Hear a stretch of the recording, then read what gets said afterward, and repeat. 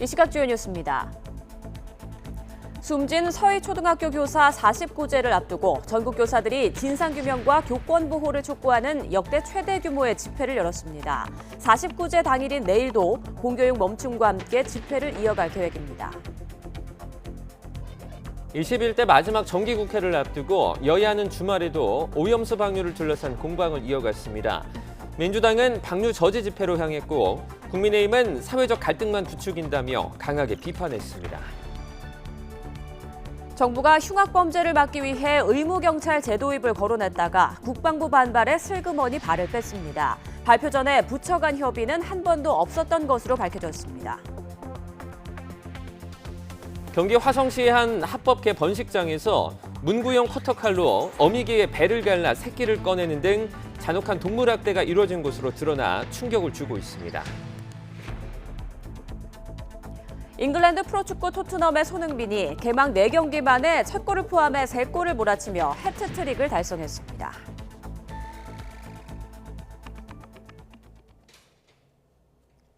네, 굿모닝 YTN 2부 이어갑니다. 서희초 교사 49제를 앞둔 마지막 주말, 10만 명이 넘는 교사들이 거리에 나와 교육할 권리를 보호해달라고 촉구했습니다. 교권보호 입법은 아직도 진행 중인데요. 그러는 사이 이 교사들이 또 세상을 등지자 분노의 목소리가 터져나왔습니다. 김연아 기자의 보도입니다. 교권 공론화의 시발점이 된 서희초 교사 사망 사건 이후 7번째 집회가 열렸습니다. 주최 측 추산 20만 명, 경찰 추산 10만 명이 넘는 교사들이 모여 국회부터 여의도 공원까지 거리를 가득 메웠습니다. 참여자들은 서희초 교사 사망 한 달여 만에 또 전해진 교사들의 사망 소식에 애도하며 상황을 개선해 나가고 있다고 기다리고 참아달라고 하시는데 그런 사건이 벌어지는 걸 보니 전혀 변한 것이 없는 것 같고 교사들의 잇따른 극단 선택에 대한 진상 규명과 교권 보호 관련 법안의 신속한 통과, 그리고 학교 책임자와 교육당국의 근본적인 변화를 강하게 촉구했습니다. 무분별한 직위해제, 병가, 휴직 당위로 교권 침해에 시달리는 교원에게 2차 가해가 일어나지 않도록 해주십시오. 악의적인 업무 방해자는 교육감 명의로 신고하여 주십시오. 또 매주 아동의 문제 행동을 겪는 교사가 전체의 85%라면서 아동의 문제 행동 예방과 교실 분리 및 치료 등 사후 조치를 위해 교육부와 교육청, 관리자와 보호자, 교사가 각자의 책임을 지는 종합 대책을 마련해야 한다고 강조했습니다. 두 사람 모두가 책임을 다해 강력한 시스템을 구축해야 합니다. 더 이상 교사만 문제 행동을 책임지게 하지 마십시오. 교사들은 서희초 교사 49제인 오는 4일 공교육 멈춤과 함께 여의도와 전국 각 교육청 앞에서 집회도 이어갈 생각입니다. 다만 교육부의 징계 경고에 재량 휴업 학교는 30곳으로 크게 축소됐습니다. 어쩌면 저였을 수도 있고 옆에 바로 친한 선생님일 수도 있는데 현실적으로는 참여하기 어렵지만 좀 마음속으로는 함께 하려고 하고 있습니다. 네. 교사들의 단체 행동은 일단 4일 변곡점을 맞을 전망인데 교육부의 징계가 현실화될 경우 교육 현장에 또 다른 불씨가 될 전망입니다. 이런 가운데 조희영 교육감은 서울 양천구 교사 극단 선택에 대해 애도의 뜻을 전하며 철저하게 진상을 규명한 뒤 악성 민원 확인 시 고발하겠다고 밝혔습니다. 또 조만간 시교육청 차원의 교권 보호 대책도 발표합니다. YTN 김현아입니다. 네, 주말인 어제 후쿠시마 원전 오염수 해양 투기 규탄 집회도 열렸습니다. 시민들은 오염수가 해양 생태계에 어떤 영향을 미칠지 알 수 없다며 방류 중단을 촉구했습니다. 직접 들어보시죠. 오염수는 아무리 정수 처리한들 아무리 과학이든 오염수는 오염수입니다. 어민들 피해 보상 대책 정책이라도 논의하고 오염수 방류 찬성하든 지지하든가 했어야 했습니다. 일본 정부에게 득이 되고 팔아서 돈이 되고 효용 가치가 있는 것은 절대 버리지 않습니다. 가지고 있기 싫고 더럽고 빨리 눈앞에서 사라지게 하고 싶은 것을 버리기 위해서 이 세상에서 가장 거대한 종량제 봉투, 그중에서 종량제 봉투 값이 가장 저렴한 바다에다가 갖다 버린 것입니다. 더불어민주당은 오염수 방류 저지 집회를 이어가며 여권을 향한 공세 수위를 끌어올렸습니다. 국민의힘은 장외 선동으로 사회적 갈등만 부추긴다고 강하게 비판했는데 이번 주부터 본격 시작되는 정기국회를 앞두고 긴장감이 날로 고조되고 있습니다. 정현우 기자입니다. 서울 도심에서 열린 일본 오염수 방류 비판 장외 집회에 나선 더불어민주당 지도부. 단식 중인 이재명 대표는 국민은 일본의 오염수 방류를 중단하라고 말할 수 있는 대통령을 원했다면서 윤석열 대통령을 비난했습니다. 해양 주권을 침범하면 당당하게 대통령이 나서서 이건 아니다, 방류 중단하라 말할 수 있는 대통령을 원치 않았습니까? 국민이 불안을 호소하면 비난하고 모독하는 게 아니라 존중해야 하지만 지금 정부는 귀를 닫고 있다고 목소리를 높였습니다.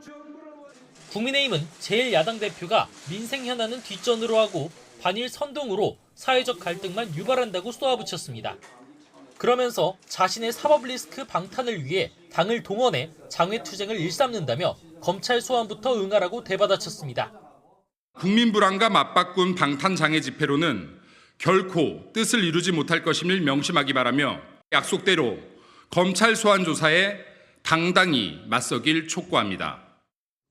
21대 마지막 정기국회가 본격 시작되는 이번 주부턴 여야는 더 치열하게 맞붙을 것으로 보입니다. 오는 5일부터 8일까지 나흘 동안 대정부 질문을 시작으로 여야 교섭단체 대표연설, 이어 다음 달 10일부턴 국정감사가 기다리고 있습니다.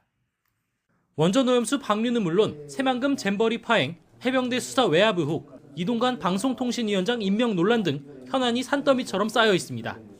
국민의힘은 국정 뒷받침을 위한 법안부터 처리하면서 대통령 거부권 건의 등으로 야권의 입법 독주를 막아세우겠다는 계획인데 또한 윤석열 정부의 3대 개혁 과제와 규제 개선 법안에 대해서 민주당은 대성적인 차원에서 협력해 주시길 기대합니다. 민주당은 지난 5월 단독 의결로 본회의에 올린 노란봉투법과 방송법 개정안 등을 본회의에서 통과시키겠다고 벼르고 있습니다. 모든 법안을 다 여야 합의로 통과시키기 어려울 수 있다라는 전제입니다. 실제 표결로 법안을 통과시키고 그에 대해서는 정치적인 평가를 받는 게 내년도 정부 예산안을 놓고서도 재정 건전성을 강조하는 여당과 지출 증액을 요구하며 송곳 검증을 예고한 야당 간의 삿바 싸움도 예상됩니다. 두 당 모두 총선 7개월 전 시작된 21대 마지막 정기국회의 성과를 선거 승리 교두보로 삼으려고 하는 만큼 공방은 더 치열해질 것으로 보입니다. YTN 정현우입니다. 육군사관학교가 홍범도 장군의 흉상을 학교 밖으로 옮기고 나머지 흉상은 교내 다른 곳으로 이전하기로 했죠.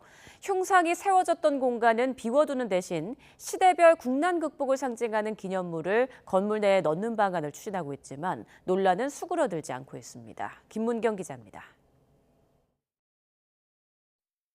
육군사관학교 충무관 앞에 설치된 5분의 독립군과 독립투사 흉상입니다. 이 가운데 홍범도 장군 흉상은 학교 밖으로, 김좌진, 이범석 장군 등 나머지 흉상은 교내 다른 곳으로 이전하기로 결정됐습니다.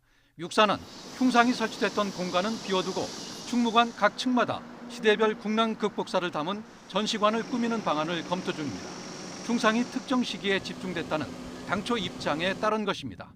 우리 시대별 어떤 국난 극복이라든가 한미동맹 이런 부분들을 지금 기념하고 학습할 수 있는 공간을 구성해 나갈 것이고, 하지만 홍범도 장군만 육사 밖으로 이전하면서 역사 이념 논란은 수그러들지 않고 있습니다.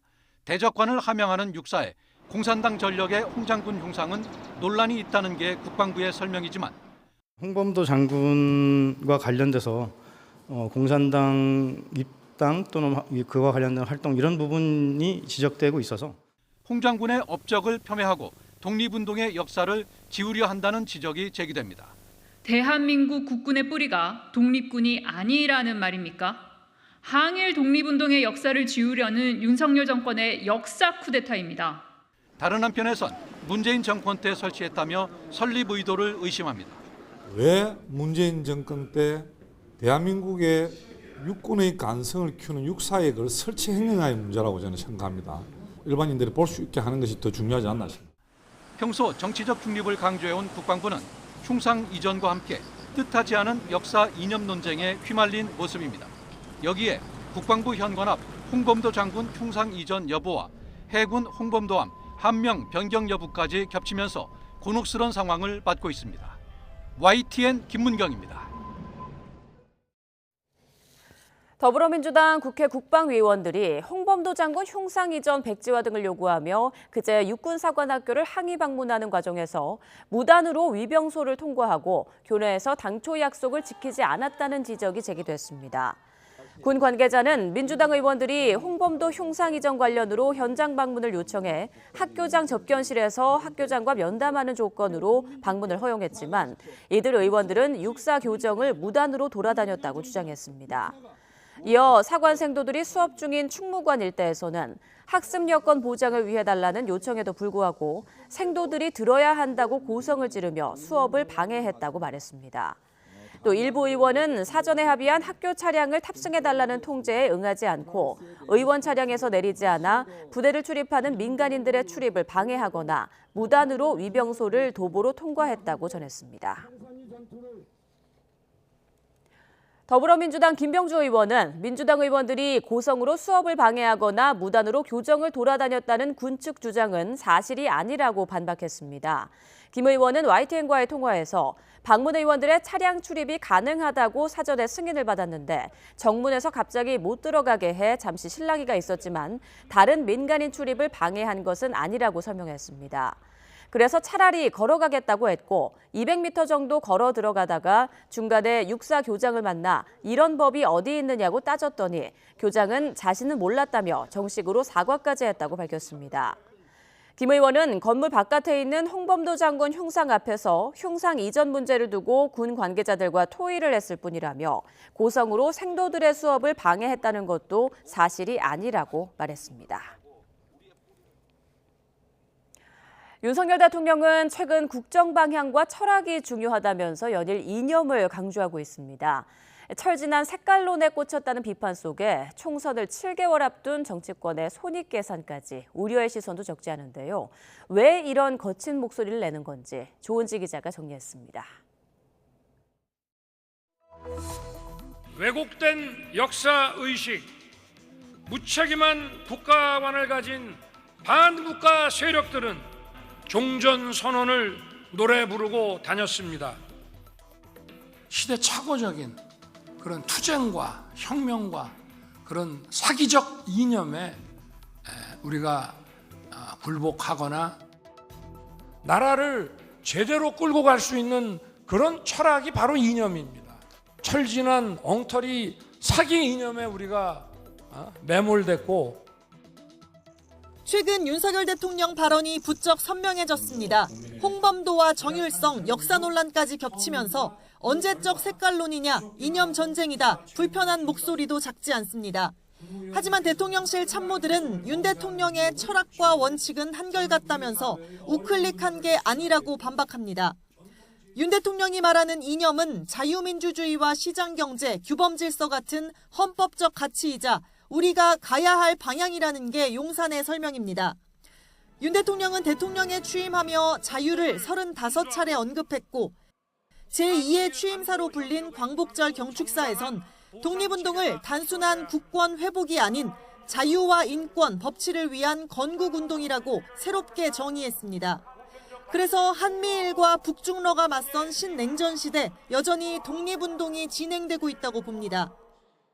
공산 전체주의 세력은 늘 민주주의 운동가, 인권 운동가, 진보주의 행동가로 위장하고 허위 선동과 야비하고 폐륜적인 공작을 일삼아 왔습니다. 오늘날 우리 사회 자유민주주의가 무너졌다고 윤 대통령은 인식하고 있고 여의도 정치 문법에 맞춰 좌고우면 어설픈 협치나 타협은 하지 않을 거라고 핵심 참모들은 입을 모았습니다. 다만 이런 윤석열 정부의 철학과 기조를 정확하게 설명하고 이해와 지지를 구하려면 대중이 공감할 수 있는 언어 구사가 필요하다는 지적에도 귀 기울일 필요는 있어 보입니다. YTN 조은지입니다. 정부가 내년 예산을 올해보다 2.8%만 올렸습니다. 세수 부족에 어쩔 수 없던 선택이었다는 평가 속에 경기 회복세를 위축시킬 수 있다는 우려도 나오고 있습니다. 이형관 기자입니다. 재정 건전성을 강조해온 정부는 내년 예산을 올해보다 2.8%만 늘렸습니다. 20년 만에 가장 낮은 증가율로 물가 상승률을 고려하면 사실상 적자 편성입니다. 경기 둔화로 세수가 부족해 어쩔 수 없는 선택이라는 평가가 많습니다. 하지만 긴축 기조가 악순환을 불러올 수 있다는 우려도 나옵니다. 경기를 진작시킬 수 있는 가장 확실한 방법은 통화정책하고 재정정책인데, 통화정책은 이제 물가나 연준, 금리 인상 기조 때문에 못 움직이고 있고 건전성 기조를 맞춰야 되고, 경기를 진작시킬 수 있는 수단은 없다. 실제로 한국은행은 최종 금리를 3.75%로 열어두며 긴축 기조를 강조하고 있습니다. 그러면서도 회복세가 더딘 경제 상황을 걱정했습니다. 올해 성장률 전망치를 일단 유지했지만 하향 조정 여지를 남겼고 내년은 아예 2.2%로 내렸습니다. 내년에도 이 중국 경제의 빠른 회복은 저희가 예상했던 빠른 회복은 가능하지 않을 가능성이 커졌다는 면에서 내년 성장을 낮춘 거고, 올해 말까지 성장이 어떻게 될지는 10월에 보다 자세히 말씀드릴 수 있을 것 같습니다. 이 때문에 일각에서는 건전재정 원칙을 고수할 때가 아니라 오히려 재정을 확대해야 할 시점이라는 주장도 나옵니다. 더딘 수출 회복 등을 보완해 경기 침체를 막기 위한 최소한의 부양책이 있어야 한다는 겁니다. 재정 정책도 유연함이 필요하다는 지적입니다. 수출이 지금 안 되고 또 중국이 저렇게 헤매고 반도체가 안 팔리는 상황이라면 이상 상황에서는 이제 내수가 안 좋을 때는 정부가 나서서 재정의 역할을 충분히 해야 한다고 봅니다. 다만 경기 부양에 초점을 맞춰 재정을 투입하면 여전히 불안한 물가를 자극할 수 있는 만큼 신중한 접근이 필요해 보입니다. YTN 이영훈입니다. 일반적이지 않은 동기를 가지고 불특정 다수를 향해 벌이는 이상동기 범죄. 최근 이상동기 범죄가 잇따르면서 시민들의 불안감은 증폭되고 있는데요. 이상동기 범죄의 원인은 무엇인지 최강현 기자가 알아봤습니다.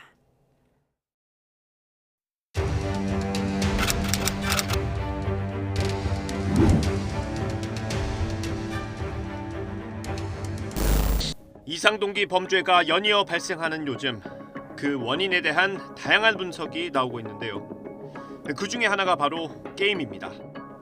특히 신림동 흉기 난동의 경우 검찰이 수사 결과 발표해서 범죄의 원인을 게임이라고 밝혔는데요. 게임이 과연 범죄의 원인일까요?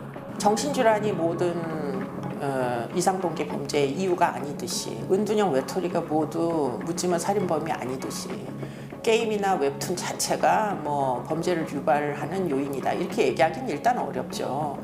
미국 스탠퍼드대 브레인스톰 연구소가 포춘에 기고한 내용에 따르면 모든 관련 논문을 검토한 결과 게임과 현실 폭력 간의 인과관계를 밝혀낸 건 하나도 없다고 지적하고 있습니다.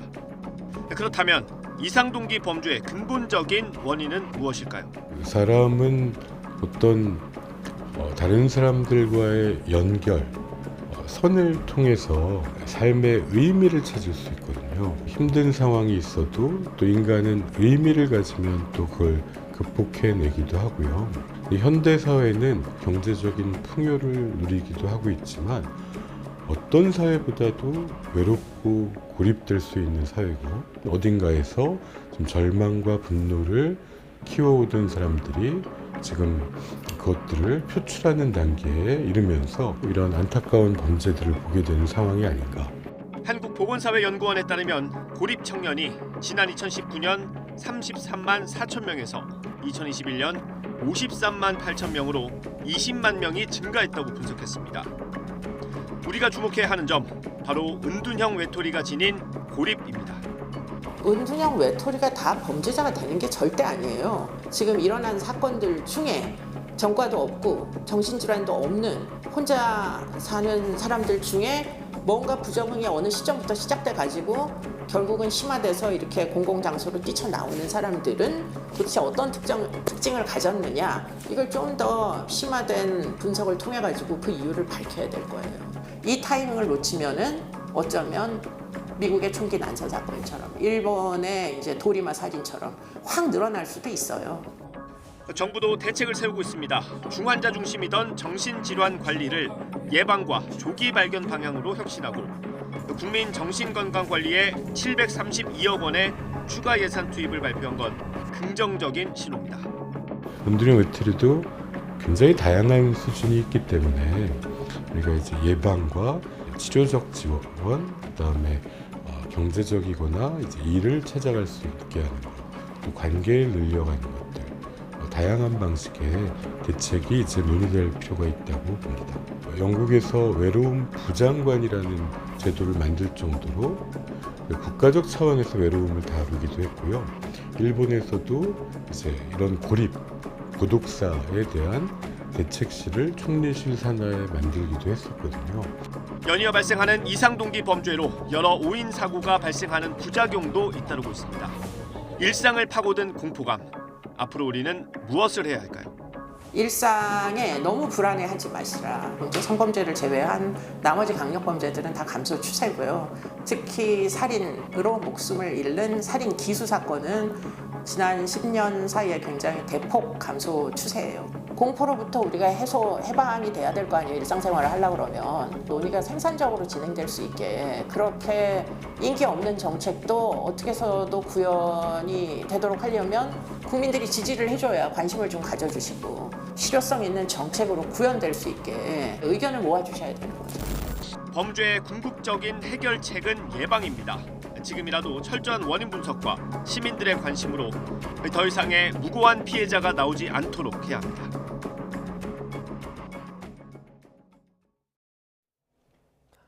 정부가 흉악범죄를 막기 위해 의무경찰 제도입을 거론했다가 국방부 반발에 부담을 느꼈는지 슬그머니 발을 뺐습니다.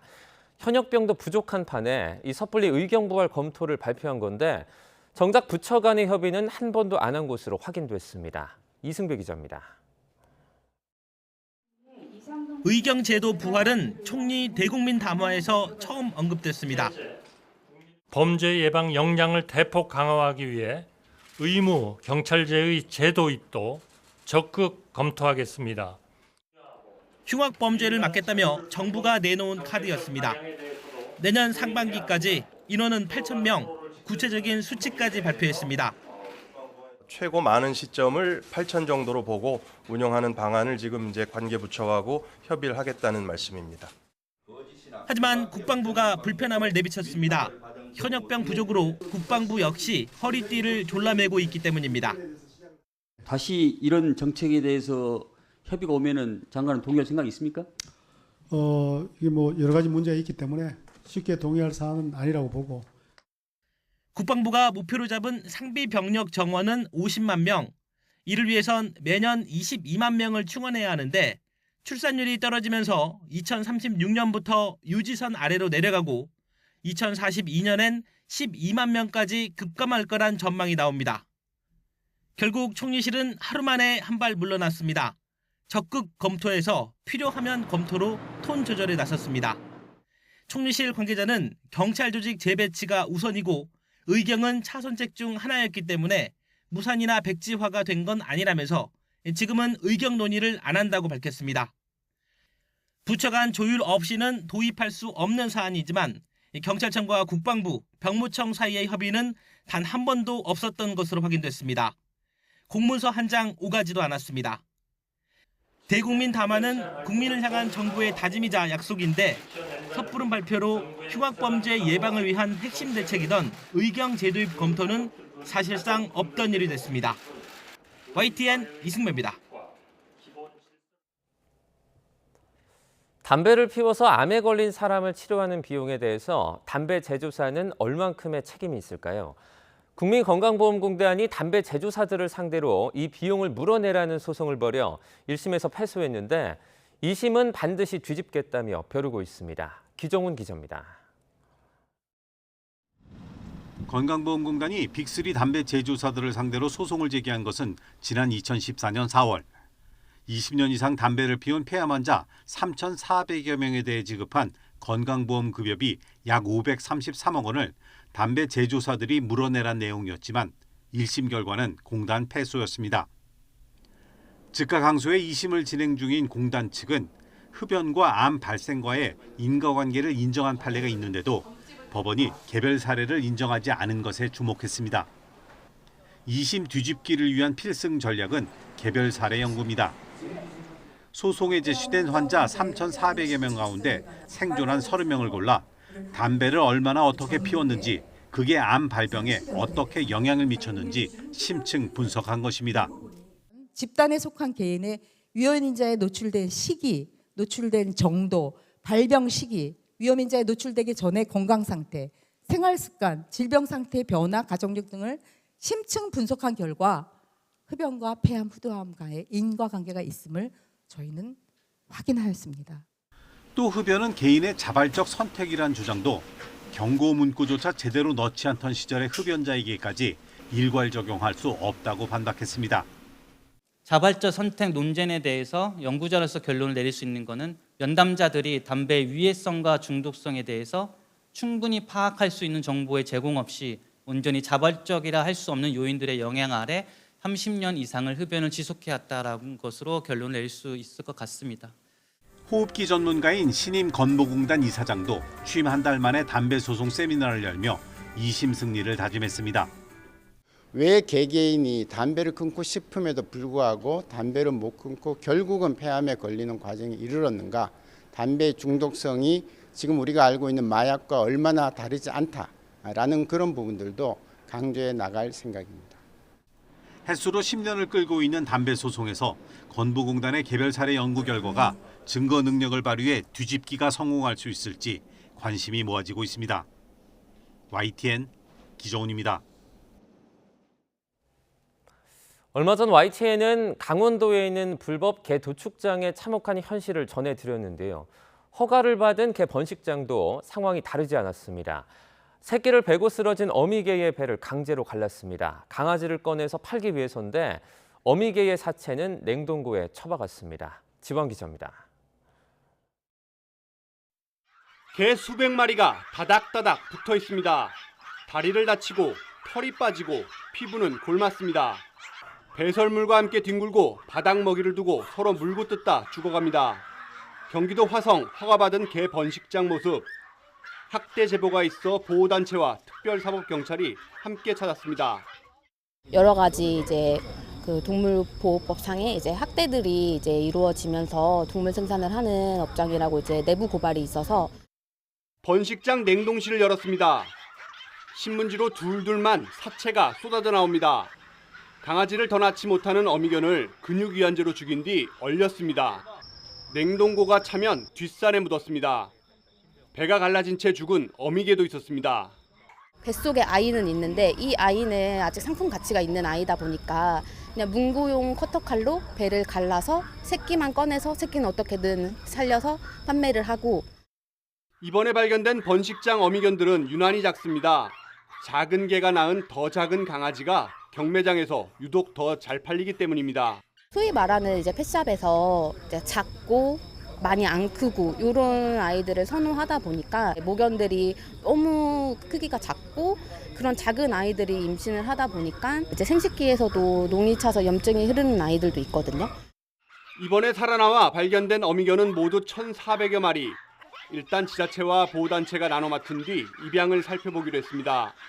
좁고 지저분한 공간에 갇혀 줄줄이 새끼만 낳다 죽어야 하는 어미견. 허가 번식장이라는 이름 뒤엔 동물보호법, 수의사법, 폐기물법 위반 등 불법이 수두룩한 참혹한 현장이 숨어 있었습니다. YTN 지환입니다. 어제 저녁 7시 10분쯤 서울 독산동에 있는 5층짜리 다세대 주택 5층에서 불이 나 50분 만에 꺼졌습니다.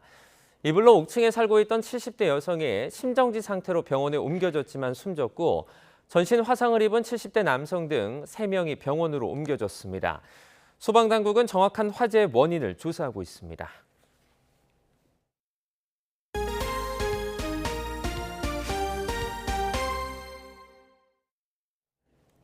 제9호 태풍 사울라가 어제 오전 중국 남부 광동, 푸젠성과 홍콩을 강타했습니다. 90만 명이 대피한 가운데 많은 부상자가 나오고 재산 피해도 속출했습니다. 김태현 기자입니다. 태풍 사울라가 덮친 홍콩 도심 완차이의 명소 센트럴 플라자입니다. 마천루의 1층 천장이 무너져 내리고 철골 구조물이 흉물스럽게 드러나 있습니다. 강풍으로 가지가 부러지고 뿌리까지 뽑힌 나무들이 길에 쓰러져 있어 통행하기 어렵습니다. 그제부터 태풍 영향권에 든 홍콩에는 5년 전 망굿 이후 가장 강력한 태풍이 상륙했습니다. 홍콩의 부상자만 최소 75명입니다. 住海旁嗰邊，所以今次都好應風咯，即係成間屋都 feel 到啲 shaking 嗰啲咁，所以就冇乜特別嘅，有啲似山竹嗰啲咯。 어제 새벽 사올라가 상륙한 광둥성과 푸젠성 등 중국 남부도 심각한 피해가 잇따랐습니다. 약 90만 명이 긴급 대피한 가운데 부상자가 속출했고 선전에서는 사망자도 나왔습니다. 항공기와 열차 등 대중교통 운행이 전면 중단됐고 거의 모든 학교가 문을 닫았습니다. 공원과 관광지 등 공공시설은 물론 상업시설과 공장도 가동을 멈췄습니다. 중국 기상당국은 11호 태풍 하이쿠이도 오는 6일 오전 광둥성에 접근할 것으로 예상된다며 각별한 주의를 당부했습니다. YTN 김태현입니다. 최근 인류 최초로 달의 남극에 착륙한 인도가 이번엔 태양 관측용 위성을 쏘아 올렸습니다. 인도의 위성은 앞으로 120여일간 태양을 향해서 날아갈 예정인데요. 성공한다면 태양 궤도에 위성을 안착시킨 첫 번째 아시아 국가가 됩니다. 이상순 기자입니다. 인도 남부의 안드라프라데시주 우주기지에서 인공위성 아디티아 L1의 카운트다운이 시작됩니다. 3, 2, 1, 0. 인공위성은 거대한 불기둥을 뿜으며 하늘로 솟구치더니 곧 지구 대기권을 벗어났습니다. 약 1시간 후 인도 우주연구기구 통제센터에서 환호성이 터집니다. And we have a confirmation of Aditya L1 separation. The mission has been accomplished. 아디티아는 산스크리트어로 태양을 의미합니다. It will start its journey to the L1 point, a very long journey of almost 125 days. So let us wish all the very best to Aditya spacecraft. 목표 지점인 라그랑주 1지점 주변의 헤일로 궤도에선 태양과 지구의 중력 효과가 상쇄됩니다. 지구에선 불가능한 아무것도 가려지지 않은 태양의 코로나와 태양풍 등을 관측할 예정입니다. If I put in a layman terms, it's like we are going to get the black and white image, the colored image and the high definition image, 4K image of the sun, so that we don't miss out on anything that's happening on the sun. 성공한다면 인도는 미국 나사와 유럽 우주국에 이어 태양 궤도에 위성을 올린 첫 아시아 국가가 됩니다. 발사장엔 명실상부한 우주 강국의 역사적 순간을 지켜보려는 인파가 전국에서 모여들었습니다. We are privileged to be an Indian and witness this kind of developmental activities on the Space Center for India. So thank you very much. I have lots to say, but right now emotional. 앞서 지난 23일 인도의 무인 달 탐사선 찬드라얀 3호가 인류 최초로 달의 남극에 착륙했습니다. 이후 탐사 로봇 프라기아는 물을 찾아 달 표면 100m를 이동했습니다. 인도 우주기구는 찬드라얀의 공식 임무는 오는 7, 8일쯤 끝나지만 태양광 에너지를 활용해 탐사 정보를 계속 취합할 예정이라고 밝혔습니다. YTN 이상순입니다. 러시아 국방부가 우크라이나 국경과 인접한 본토 벨고로드주 상공에서 하루 총 4대의 우크라이나 드론을 격추했다고 밝혔습니다. 국방부는 모스크바 시각으로 2일 오후 3시쯤 항공기 형태 드론을 이용한 러시아 영토에 대한 우크라이나의 공격 시도가 실패했다며 우크라이나 드론은 벨고로드 상공에서 파괴됐다고 밝혔다고 스푸트니크 통신이 전했습니다. 앞서 러시아 국방부는 이날 오전 우크라이나 드론 2대를 격추하고 낮 12시 45분에는 세 번째 드론을 파괴했다고 발표했습니다. 글라드코프 벨고로드 주지사는 대공방어 시스템이 드론을 격추했으며 다친 사람은 없었지만 주택 창문이 파손되는 피해가 발생했다고 밝혔습니다. 유엔이 흑해 곡물 협정 재개를 위해 러시아 은행과 자산에 가해진 제재를 일부 해제하는 방안을 제안했다고 러시아 타스 통신이 튀르키예 아나돌루 통신을 인용해 보도했습니다. 러시아 국영 농업은행의 유럽 자회사를 국제은행 간 통신협회 네트워크 시스템에 포함하고 유럽 내 러시아 비료 회사들 자산에 대한 동결 조치를 해제한다는 것입니다. 유엔은 이러한 내용이 담긴 새로운 제안을 튀르키예와 협력해 마련하고 하칸 피단 튀르키예 외무장관을 통해 러시아에 전달했다고 아나돌루 통신은 전했습니다. 군사 쿠데타를 일으킨 중부 아프리카 가봉의 군부가 국경을 폐쇄한 지 사흘 만에 다시 개방했습니다. 로이터 AFP 통신에 따르면 가봉 군부 대변인은 현지 시간 2일 국영TV에서 오늘부터 육지와 해상, 상공의 국경을 다시 열기로 했다고 밝혔습니다. 앞서 가봉 군부는 지난달 30일 알리봉고 온딘바 대통령을 축출하고 쿠데타를 일으킨 뒤 추가 공지가 있을 때까지 국경과 영공을 폐쇄한다고 밝혔습니다. 공화국 수비대 사령관인 응구마 장군이 이끄는 가봉 군부는 쿠데타 직후 과도 재건위원회 의장에 응구마 장군을 임명했습니다. 응구마 의장은 오는 4일 헌법재판소에서 가봉의 과도 대통령으로 취임할 예정입니다. 온실가스 배출 주범 가운데 냉매를 빼놓을 수 없습니다. 그런데 정작 천연 냉매 설비 개발에는 장벽이 있는데요. 탄소 중립을 위해서는 규제 철폐와 보급 지원이 절실한 실정입니다. 김범한 기자가 보도합니다. 냉매로 주로 쓰이는 것은 이른바 프레온가스. 하지만 온실가스 배출로 오존층 파괴의 주범으로 지목되면서 갈수록 사용이 제한되고 있습니다. 새로 대체한 냉매들도 지구 온난화에 이제 영향을 미치는 것으로 알려져 있어가지고 새로운 물질들을 계속 좀 찾고 있는데 이게 그렇게 쉬운 일이 아닙니다. 그래서 대안으로 떠오르는 게 이산화탄소 등을 활용한 천연 냉매. 이 가운데 지구 온난화 지수가 기존 냉매의 4,000분의 1로 낮고 폭발과 가연성 위험에서도 상대적으로 자유로운 이산화탄소 냉매가 주목받고 있습니다. 그런데 고압가스 안전관리법에 따라 이산화탄소 냉매 설비는 프레온가스보다 시험 압력이 4배 정도 높아 장벽으로 작용하고 있습니다. 선진국에서는 그거에 대해서 많이 개선이 되고 검사 방법이 많이 현실적으로 완화되지는 개선이 됐는데 우리는 아직 그대로 적용하고 있어서 국내에 도입하는데 좀 여러 가지 어려움이 있습니다. 이에 따라 한국설비공학회 등은 국회에서 냉매 관련 설비 개발 현실화를 위해 규제 완화를 촉구하는 정책 설명회를 열 예정입니다.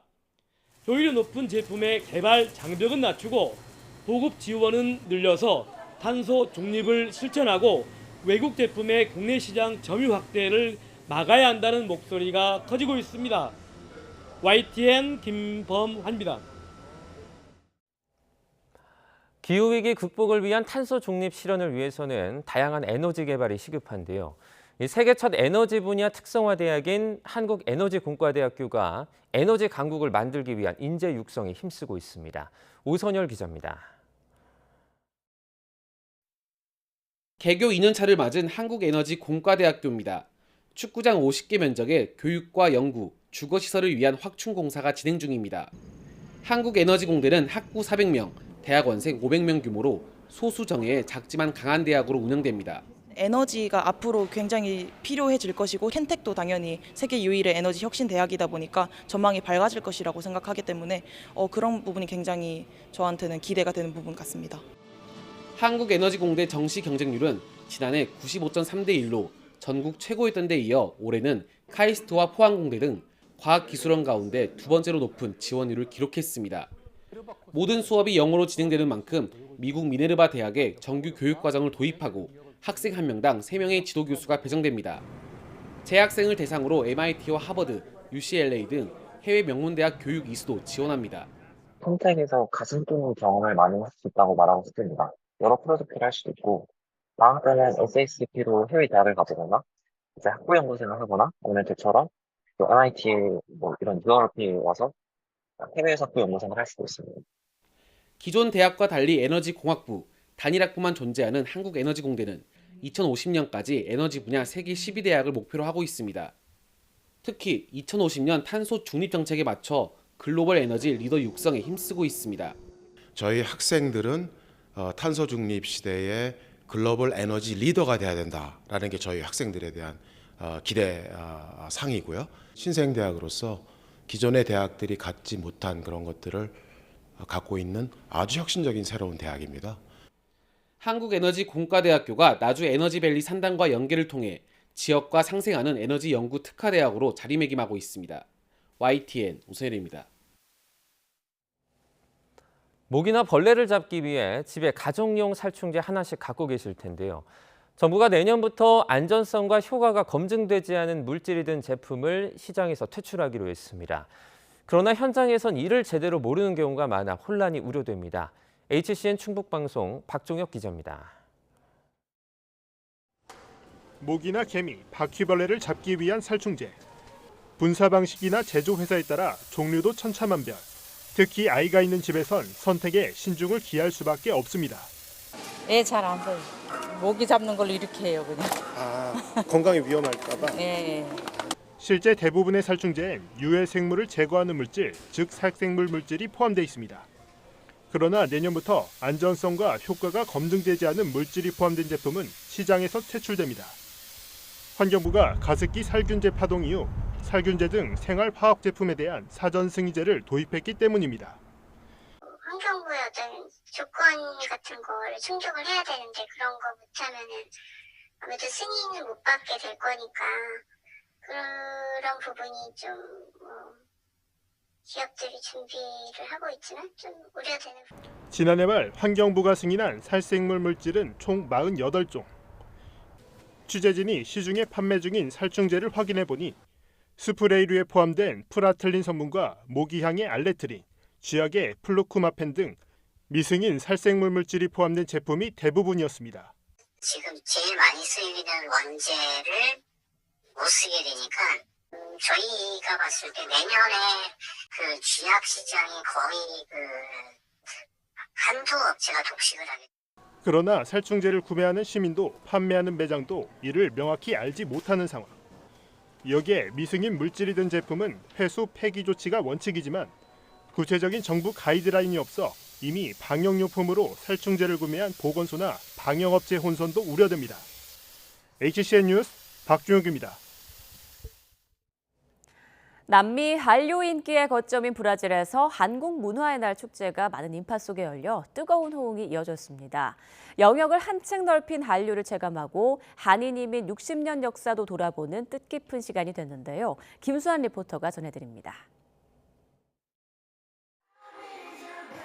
흥겨운 음악 소리와 함께 K-팝 커버댄스 팀의 열정 넘치는 공연이 펼쳐집니다. 신나는 무대를 즐기는 데에는 국적도, 나이도 상관이 없습니다. 한식 홍보 부스 40여 곳이 늘어선 거리. 떡볶이와 불고기, 한국식 핫도그 등을 맛보려는 이들로 인산인해를 이룹니다. 초대형 비빔밥을 만드는 퍼포먼스를 본드에 먹는 비빔밥은 더욱 꿀맛. Tá ótimo, a primeira vez que eu tô comendo, tô amando. Além da pimenta, legumes, é bastante forte o sabor dos legumes. 올해로 16회를 맞는 브라질 한국 문화의 날 축제 현장입니다. 저는 지금 한국 문화의 날 축제가 열리고 있는 찌라덴치스 광장에 나와 있습니다.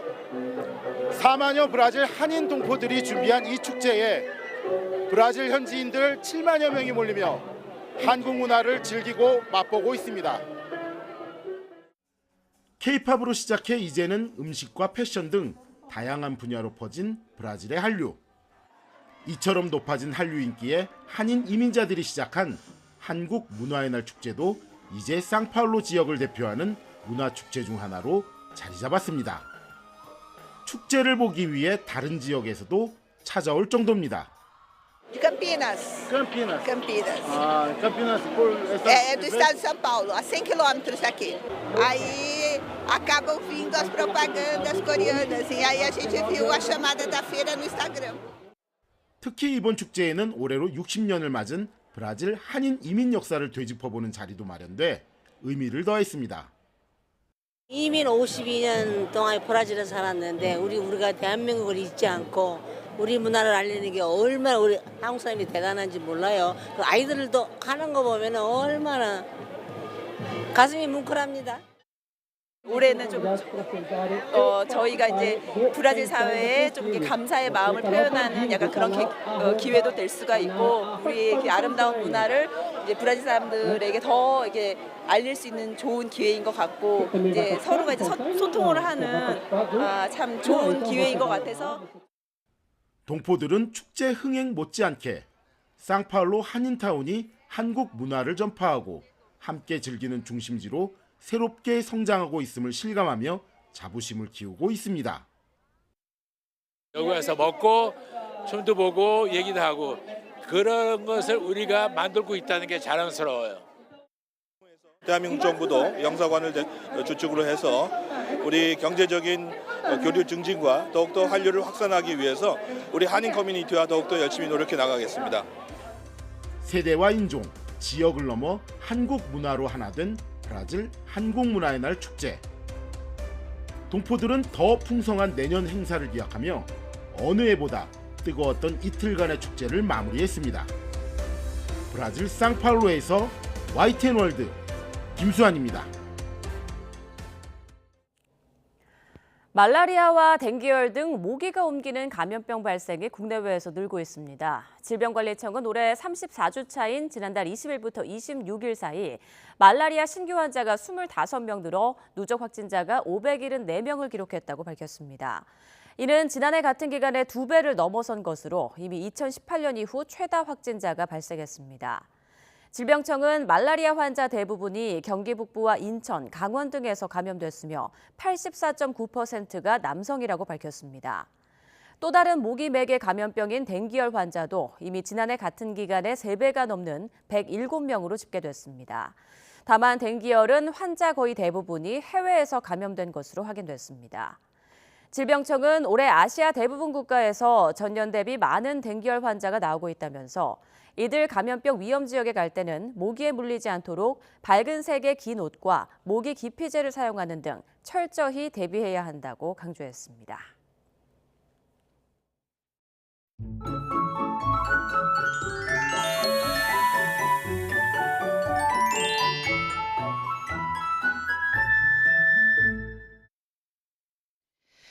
우산 챙기시는 게 좋겠습니다. 현재 수도권과 강원, 경남 일부에 비가 오고 있는데요. 오늘 대부분 지방에 비 예보 있습니다.